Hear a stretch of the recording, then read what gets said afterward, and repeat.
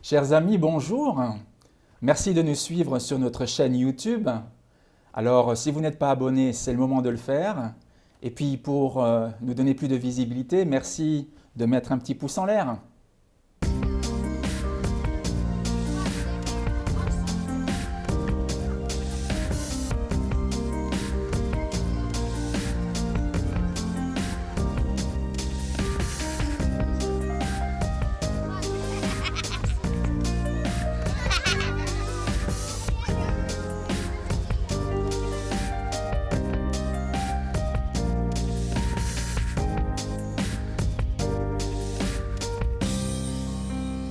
Nous sommes très heureux de nous retrouver aujourd'hui pour aborder un nouveau thème, un nouveau trimestre, autour de la notion d'alliance.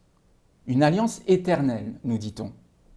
Alors, pour traiter de la première partie de cette étude que nous allons poursuivre sur plusieurs semaines, eh bien, je suis en compagnie de la pasteure Élise Lazarus. Bonjour Élise. Bonjour Mathieu. Très content d'être avec toi aujourd'hui. Mais moi aussi.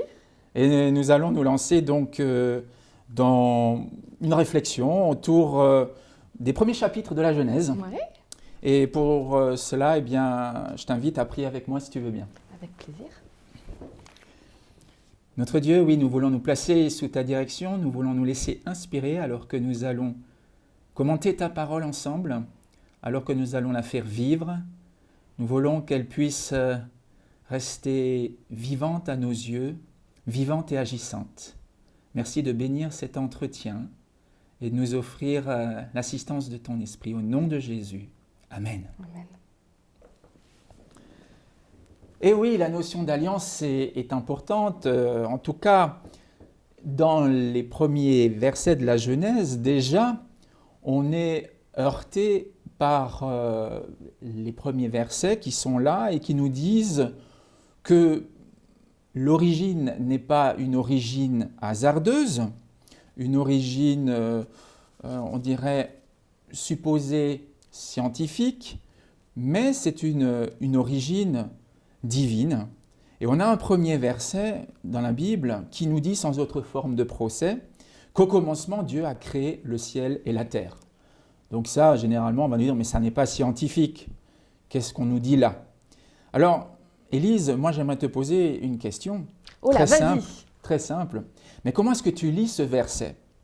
Est-ce que tu le prends dans un sens littéral, dans un sens symbolique ou dans un autre sens? Alors je te dirais, ça dépend de ce que tu entends par un sens littéral. Je crois en ce verset, je crois qu'il est vrai. Mais maintenant, ça va dépendre de quelle intention je donne à tout ce texte qui me parle de comment, de la création de la Terre. Parce que tu vois le réflexe, j'ai dit comment la Terre a été créée. Oui. Or, je ne suis pas sûre que ce soit vraiment l'intention de ce texte de me dire comment dans un sens scientifique. Ça ne me dit pas par quel moyen Dieu l'a fait. On me dit juste, il parle et ça existe. Et j'y crois par la foi. Et vraiment, j'y crois. Je crois que littéralement, Dieu a fait les cieux et la terre. Et est-ce que ça t'est facile d'y croire? Parce que tu dis j'y crois. Moi, j'ai entendu des gens, bien sûr, avoir présenté d'autres théories sur les origines, en disant, mais moi, il m'est difficile de croire que, justement, comme le disent les chrétiens, c'est un Dieu omniscient, tout-puissant qui a fait cela. J'y crois. Pour moi, c'est facile d'y croire dans le sens où je suis persuadée que le but de ce texte n'est pas tant de me dire comment, mais pourquoi. Pourquoi Dieu a fait tout ça? Et la réponse est par amour. Ouais. Parce qu'il voulait prendre soin, parce que c'était important pour lui, parce que c'est un Dieu de relation et qui l'a tout préparé pour que tout fonctionne correctement. Et du coup, je vois dans le monde qui m'entoure des choses qui me font dire, il y a quelqu'un qui a voulu ça. Quand tu commences à regarder ce qu'on appelle l'infiniment petit, Oui. quand tu prends les microscopes avec les atomes, quand tu vois comment tout est organisé et comment tout est beau. Tu as déjà regardé un cristal au microscope? C'est superbe, je crois que ça ressemble C'est une à un merveille. diamant à 1000 facettes. C'est incroyable. Les roches, dès que tu regardes les choses au niveau de l'infiniment petit, vraiment tout est symétrique, tout est beau. Et quand tu passes dans l'infiniment grand, tu retrouves le même genre de choses, le même genre de schéma. Du plus petit au plus grand, tu les retrouves. Donc là, en fait, tu es en train de présenter quelques arguments. Enfin, indirectement, tu nous dis, voilà, quand même, j'y crois et j'ai quelques raisons d'y croire. Il me semble que tout ça existe dans une intention. Je me sens aimé à travers ce que j'observe, à travers ce que je vis au sein de la création. Bon, on va parler de la création, on pourrait dire la nature, hein. Mais la Bible parle de création plus que de nature. Et est-ce que tu aurais quelques arguments, sans entrer dans un long débat, dans une polémique, bien sûr, qui serait facile d'entretenir, hein, avec des contre-arguments, etc. On n'est pas là pour ça. Mais est-ce qu'il y a quelques arguments qui, pour toi, émergent et qui te viennent spontanément à l'esprit et qui t'encouragent à croire que vraiment… Je vais très peu dans les arguments. Je t'explique pourquoi. Surtout quand on va dans le scientifique, les chrétiens ont parfois été un peu condescendants envers les scientifiques, envers ceux en particulier qui croient en l'évolution, sans forcément connaître tous les tenants et les aboutissants. Et parfois, on a dit des choses inadaptées, inadéquates, qui ont fait plus de mal à notre croyance qu'autre chose. Donc, je reste très prudente parce que, comme la science évolue tout le temps, l'argument qui pourrait être un pour aujourd'hui peut se retrouver être un contre demain. Donc pour moi, l'argument le plus plein et total, c'est celui à un moment de la foi, de dire ce que je vois du monde, sa perfection, pas dans ce qu'on vit au jour le jour, parce que c'est très très loin d'être parfait, mais dans le fait que si la Terre était de quelques degrés différents de ce qu'elle est, la vie ne pourrait pas exister. Voilà, la vie est possible sur Terre. Exactement, que les lois physiques… Tout fonctionne, que mon corps est une merveille d'ingénierie pour que je puisse tenir bon. Tout ça me fait dire, par la foi, je crois qu'il y a quelqu'un qui a voulu ça. La perfection du monde, son adéquation à nos besoins. Exactement. Après, sa beauté aussi, en quelque sorte. Bon. Tu te rends compte que la beauté du monde n'a pas de raison d'être logique. Alors si, on peut dire oui, c'est pour qu'il y ait de l'accouplement plus facilement. Oui, mais il y a des choses, des plantes, des endroits qui n'ont pas de raison d'être belles. Entre autres, je te parlais de l'infiniment petit, n'a aucune raison pour que ce soit beau. Pourtant, c'est magnifique. Le hasard fait rarement dans le magnifique. Le hasard fait dans le fonctionnel. Quand Dieu fait, je reste persuadée que c'est fonctionnel et en plus, c'est magnifique. Eh oui. Donc le monde, en fait, oui, on a compris, est tout sauf un chaos.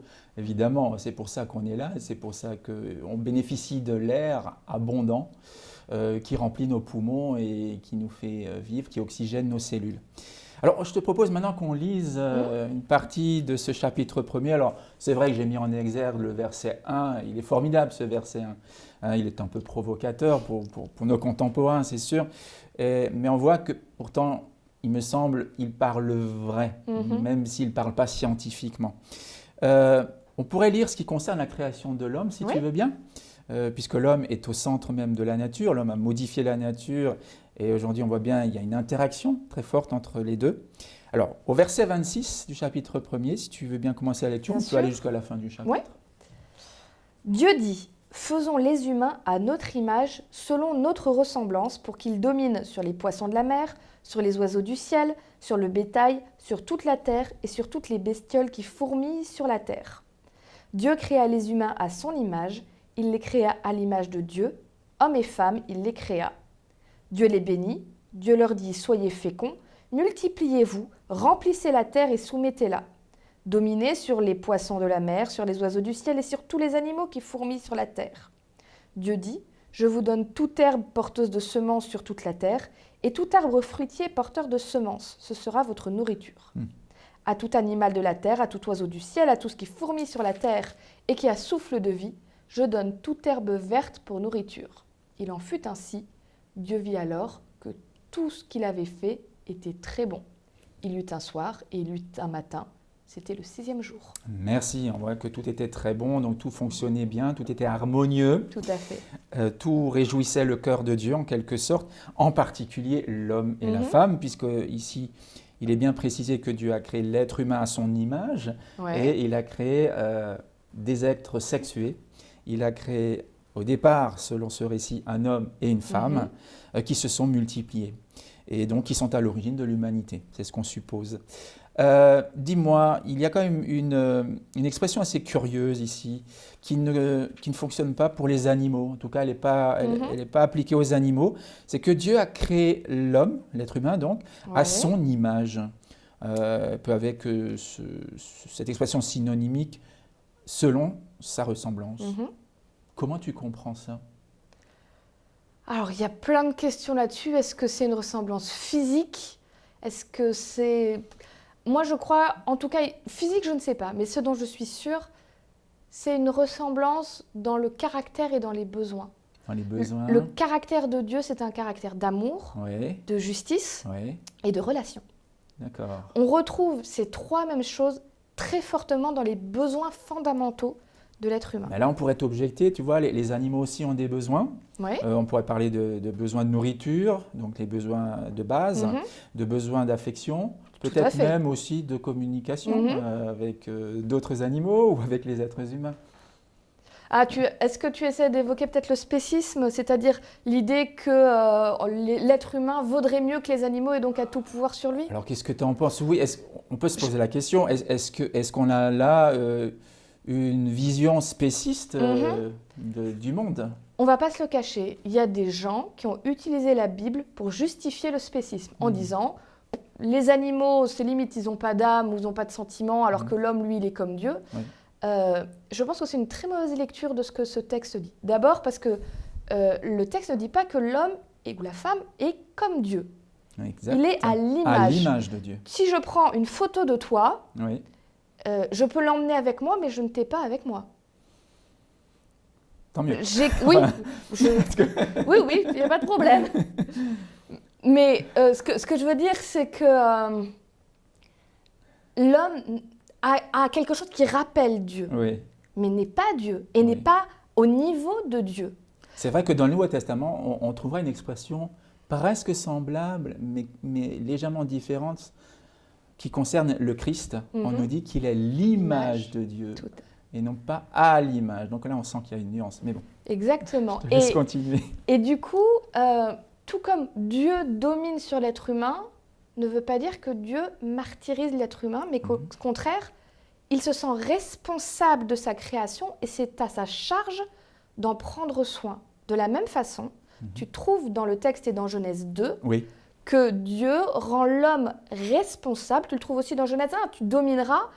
L'homme domine sur l'animal dans le sens où il est responsable du bien-être de l'animal. Si tu regardes le texte, et on l'a lu, c'était le verset 28, « Je te donne comme nourriture l'herbe et les fruits ».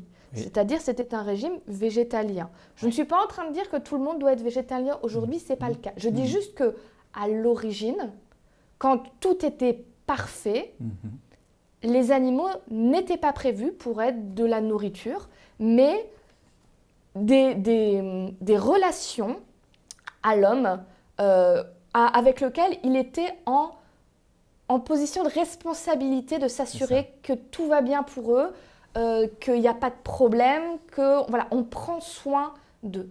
Et donc je pense que c'est à l'opposé du spécisme où on dirait que l'animal est presque un objet et qu'il est moins important. Il est différent.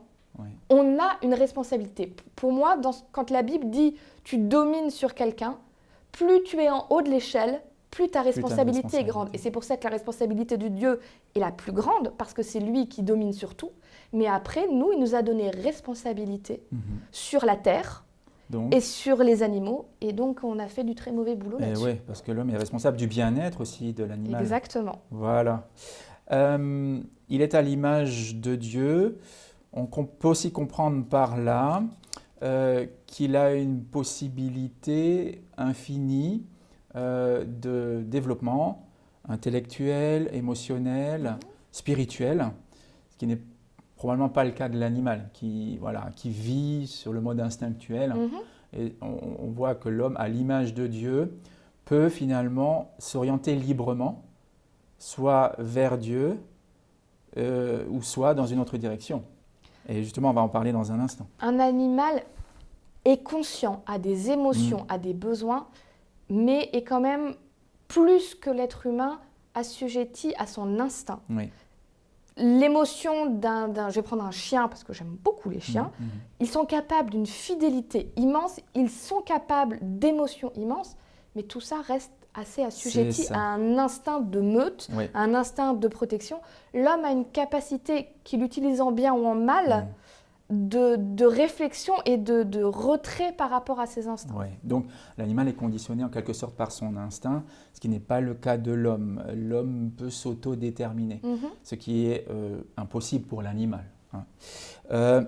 Maintenant, ce que l'on observe aussi, c'est que Dieu place l'homme dans un jardin. Très bien, on aime les jardins, C'est surtout beau. en ce moment. Il fait très beau, au moment où on tourne cette émission. Il fait très beau et les gens ont envie de sortir, de se promener dans les jardins, ce qu'on peut comprendre. L'homme a été placé dans un jardin, c'est là qu'il se sent bien. Oui. C'est là qu'il respire, c'est là qu'il se rafraîchit, hein, bien souvent, à l'ombre d'un cerisier du Japon, par exemple.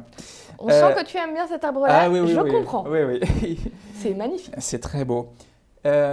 Dieu a placé l'homme dans un jardin pour son bonheur, j'imagine, mais en même temps, il lui indique qu'il y a au milieu de ce jardin 2 arbres. L'arbre de la connaissance du bien et du mal et l'arbre de la vie. D'après toi, quelle est la fonction de ces 2 arbres? À quoi servent-ils? Alors, l'arbre de la vie, on en parle très peu dans Genèse, on nous le mentionne sans plus. On va le rementionner dans Apocalypse, Apocalypse 22, 2, où on dit que dans cette nouvelle Jérusalem qui va descendre, il y aura l'arbre de vie qui portera du fruit chaque mois et que les feuilles de l'arbre serviront à la guérison des nations. Voilà. Personnellement, je ne pense pas que ce soit un arbre magique. Ça, c'est mon interprétation. Je pense qu'il y a plus du symbole là-dedans de dire cet arbre qui représente ce lien que Dieu donne la vie éternelle à l'homme, puisqu'au départ, l'homme n'était pas censé connaître la mort. Donc c'est l'arbre qui dit à l'homme qu'il reçoit la vie de Dieu en quelque sorte, ou qu'il dépend de Dieu pour sa vie. Pour moi, c'est difficile parce que Genèse ne parle pas du tout. Je vois mieux dans Apocalypse quelle est la nécessité de cet arbre-là pour cette guérison, pour ce retour à. Dans le jardin, j'avoue que on nous dit qu'il est là, on nous dit qu'il est porteur de vie. Alors, est-ce que c'est le symbole de l'alliance de Dieu? Ça peut être ça aussi. Pourquoi pas? Avec ce rapport entre un arbre qui représente l'alliance que Dieu propose, qui est maintenue, et un arbre, celui de la connaissance du bien et du mal, qui représente la limite de l'alliance. Parce qu'on pense souvent que l'alliance arrive plus tard, qu'il y a le péché et qu'après Dieu propose l'alliance. Or, quand je lis la Genèse, je me rends compte que Dieu, quelque part, fait déjà alliance avec l'homme. Alors, où sont ces éléments, je dirais, primordiaux de l'alliance? Alors, on en reparlera, je pense, la semaine prochaine, quand on parlera vraiment de c'est quoi une alliance. Mais pour moi, une alliance... Ici, dans la Genèse, avant le péché... Dans une alliance, il y a des choses que chacun doit faire, des choses qu'on s'engage à ne pas faire et des conséquences si l'alliance est rompue. Or, dans Genèse, ce que chacun doit faire, c'est l'homme est chargé de se multiplier et de garder le jardin et les animaux. C'est sa part de l'alliance. Dieu, sa part de l'alliance, c'est qu'il bénit. Il bénit le sabbat, il bénit l'homme, il bénit le jardin et il est présent. Il vient, il se promène dans le jardin. Donc il y a la relation. La limite, c'est ce fameux arbre de la connaissance du bien et du mal qui met la limite de l'alliance en disant ça, c'est tu sors de cette alliance. Il y a un interdit aussi. Il y a un interdit. Une loi. Dans toute alliance, il y a des règles, il y a des lois. Et dans toute alliance, si tu romps l'alliance, il y a des conséquences. Et là, la conséquence, c'est si tu romps l'alliance, tu vas mourir. Donc, tu vois tous les signes d'une alliance déjà présente. Et ça me fait dire que l'alliance, c'est pas juste un replâtrage que Dieu met parce que le péché est là. Je crois que l'alliance, en tant que relation entre 2 parties, c'est le mode de fonctionnement de Dieu qu'il a toujours voulu mettre en place pour éviter d'être dans une relation où lui est tout puissant et nous tout petits, mais quand tu rentres en alliance, même s'il y en a un plus puissant que l'autre, tu rentres dans un partenariat. On peut dire, oui, il y a partenariat, il y a un cadre en fait. C'est ça. La relation entre Dieu et l'homme est posée là, à travers peut-être le symbole de l'arbre de la vie, de l'arbre de la connaissance du bien et du mal. On parle aujourd'hui de symboles parce qu'on n'y a plus accès, évidemment. Mhm. Mais en ce temps-là, semblerait qu'ils étaient réels. On Physiques. pouvait les toucher, les voir, en goûter le fruit. Et c'est quand même intéressant de voir que tu vois déjà des signes de cette alliance. Mhm. Il y a le sabbat qui est présent, Oui. qui tu retrouves plus tard dans la Bible comme signe de l'alliance. Et il y a l'amour, Et il y a l'amour. qui sera un des signes de l'alliance, puisque c'est Jean qui dit « À ceci, on reconnaîtra que vous êtes mes disciples, si vous avez de l'amour. » Enfin, c'est Jésus qui dit dans l'évangile de Jean, si vous avez de l'amour les uns pour les autres. Donc, deux signes de l'alliance faite avec Dieu qui sont déjà présents dès le début. Donc, alors moi, je vais le dire autrement, c'est un peu caricatural. C'est comme si Dieu avait dit, écoute, mange du fruit de l'arbre de la vie et tu jouiras de la vie. Tu seras béni, tu prospéreras, tu connaîtras le bonheur. Toi, ta femme, tes enfants et ta postérité après eux. Par contre, si tu prends du fruit de l'arbre de la connaissance du bien et du mal, eh bien, tu devras mourir. Je paraphrase à peine le texte de la Genèse. Mais, donc là, on a les clauses de l'alliance en quelque sorte. Mais qu'est-ce qui a poussé l'homme à transgresser cette alliance primordiale? Quelle folie finalement l'a amené à choisir la mort plutôt que la vie? Enfin, comment tu t'expliques ça? Qu'est-ce qui pousse n'importe qui à rompre une alliance qu'il a avec quelqu'un, que ce soit un mariage, des pays qui ont une alliance? La méfiance. La méfiance. C'est-à-dire qu'à un moment, le serpent qui est là, qu'on trouve dans Genèse 3, qui va insuffler en eux l'idée que l'alliance que Dieu leur propose n'est pas juste. Dieu a-t-il vraiment dit que tu n'as pas le droit de toucher? Mais Dieu, il ne veut pas vraiment ton bien. Il veut t'empêcher d'être comme lui. Il veut te rabaisser. Donc, il te propose une alliance injuste. Une alliance qui n'est pas à ton avantage. Ah oui. Et donc, à partir de là, quand avec le fameux Dieu a-t-il vraiment dit? Et puis surtout, il a dit que vous mourrez, mais c'est pas vrai, vous ne mourrez pas. Voilà. Donc, il déforme les termes de l'alliance. Il déforme les termes de l'alliance, il instille le doute. Le doute sur le fait que cette alliance est juste. Et tu peux regarder dans toute la Bible, c'est toujours la méthode de Satan. On pourrait dire Dieu veut pas vraiment ton bien. Ouais. Dieu veut profiter de toi. Dieu veut mettre des lois trop lourdes pour toi, pour que tu ne puisses pas tenir l'alliance. C'est toujours sa méthode. Et malheureusement, ça a marché dans le Jardin d'Éden. Et là, c'est mon opinion personnelle. Je n'oblige personne à avoir la même. Je crois que le péché est rentré avant même qu'il touche le fruit. Je pense que le péché est rentré à partir du moment où dans le cœur d'Ève, il y a le doute qui s'est installé de dire, au fond, peut-être que Dieu n'est pas si juste que ça et qu'il ne m'aime pas tant que ça. Ouais, donc, et là, c'était déjà cassé. On comprend que ça puisse plus tenir à partir de là. C'est comme aujourd'hui, tu imagines deux associés se mettre d'accord, chacun ses responsabilités, et puis tout d'un coup, l'un des deux doute de la fiabilité de l'autre. Il commence à se dire, ah, peut-être qu'il me ment, ou peut-être qu'il a pris de l'argent dans la caisse, ou peut-être qu'il a fait quelque chose dans mon dos. Et ça y est, ça tient plus. Ça tient plus. Ça tient plus.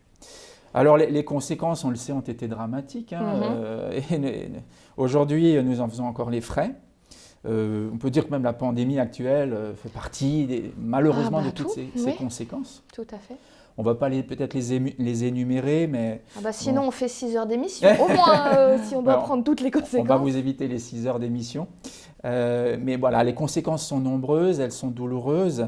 Et on le voit, c'est la mort qui frappe notre humanité. Et parce que nous sommes des êtres pour la mort aujourd'hui, formule philosophique, s'il en est. Tu parlais tout à l'heure de la relation et de l'importance de la relation. Et j'aimerais revenir et peut-être tout doucement conclure sur cette notion-là de relation d'alliance. C'est quoi en fait une relation d'alliance? Est-ce qu'aujourd'hui on est encore concerné par cette relation-là? Avec Dieu? Oui, avec Dieu. Moi je pense qu'on n'a jamais été autant concerné qu'aujourd'hui, parce qu'on arrive dans des temps extrêmement difficiles. En termes généraux, tu as parlé de la pandémie, on aurait pu évoquer de plein de choses, de guerre, d'inquiétude, de tensions de plus en plus grandes entre les groupes de personnes. On n'a jamais eu autant besoin de s'appuyer sur l'alliance. Parce que entrer en alliance avec quelqu'un, c'est comme dans un mariage.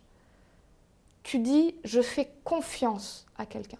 Je me mets en danger quelque part quand je fais alliance parce que je dois croire profondément que l'autre est honnête dans ses intentions et qu'il tiendra ses engagements. Alors dis-moi, comment je peux faire confiance à Dieu ou comment Dieu s'y est-il pris pour donner des gages de confiance à son partenaire? Et j'en suis un potentiellement, toi aussi.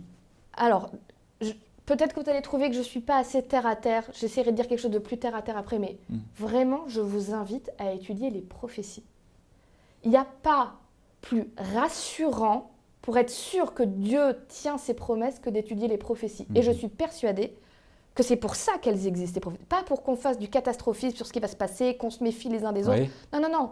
Les prophéties, elles sont là, en particulier dans Daniel, pour nous dire, regarde, je vais te dire un certain nombre de choses qui vont se passer dans le temps. Parce que comme ça, quand ça va arriver, tu vas savoir ce que j'ai dit, ça se fait. Alors tu pourras avoir confiance sur le reste. Parce que je suis un Dieu qui tient ses promesses. Quand j'ai fait une prophétie et que j'ai dit que quelque chose allait se passer, regarde, toute la Bible te dit, c'est arrivé à chaque fois. Et dans les relations que Dieu a avec les différentes personnes dans la Bible, le peuple d'Israël dans la Bible, tu vois à quel point Dieu n'a jamais trahi son alliance. D'accord. Donc Dieu, lui, il est constant. Dieu, lui, en quelque sorte, nous offre toujours ce partenariat qui est à notre avantage. Hein. Ah, complètement. À savoir, il nous veut vivants, il nous veut heureux, il nous veut avec lui. Mais alors, qu'est-ce qu'il attend de nous? Pratiquement, je pense qu'il attend juste un pas de foi. Après, on peut parler de tous les conseils, de toutes les lois qu'il donne, où je pense que c'est mieux de les vivre pour vivre heureux, parce que c'est que des conseils qu'il nous donne pour être heureux. Mais basiquement, l'alliance, c'est moi qui dis à Dieu, au contraire de ce que Ève et Adam ont dit, j'ai décidé d'avoir confiance en toi. Pour faire alliance, la seule chose qu'on peut faire, c'est faire un pas de foi et de confiance, de dire je prends le risque. Il n'y a pas d'autre solution. Tu peux avoir toutes les garanties que tu veux, même dans le monde d'aujourd'hui. Tu as toujours le risque que quelqu'un te trahisse. Pour faire alliance, à un moment, tu es obligé de faire un pas de foi avec Dieu. C'est la même chose. Aujourd'hui, il te demande juste ça. Et visiblement, tu as fait ce pas. Qu'est-ce que ça change pour toi aujourd'hui? Je regarde le monde d'une façon très différente en ayant fait ce pas. C'est pas la même chose quand il m'arrive des choses, même personnelles, que ce soit au niveau global ou au niveau personnel, quand il y a des difficultés, quand il y a des douleurs, quand il y a des injustices qui se passent devant moi, avoir fait alliance avec Dieu et savoir qu'il y a plus dans ce monde que ce que je vois là maintenant, me donne une perspective extrêmement rassurante. Ça ne veut pas dire que je ne vais pas me battre pour ce monde-là maintenant, pour le rendre plus juste, pour le rendre plus beau, mais c'est juste... Je sais que j'ai fait alliance avec quelqu'un de beaucoup plus grand que moi et qui a beaucoup plus de possibilités que moi. Je fais ma part dedans, mais le reste, je lui laisse parce que je sais qu'au final, c'est lui qui aura le dernier mot. D'accord. Chers amis, je crois qu'on va rester sur cette notion-là d'une relation intime avec Dieu, une relation d'alliance dans laquelle nous n'avons rien à perdre en fait. Il nous faut faire ce pas de la foi, oser aller de l'avant, répondre à l'appel de Dieu. Il nous tend la main, il nous invite à le rejoindre dans son alliance. Cette alliance est vraiment formidable parce que nous avons un Dieu formidable. Alors, allons-y, entrons dans l'alliance.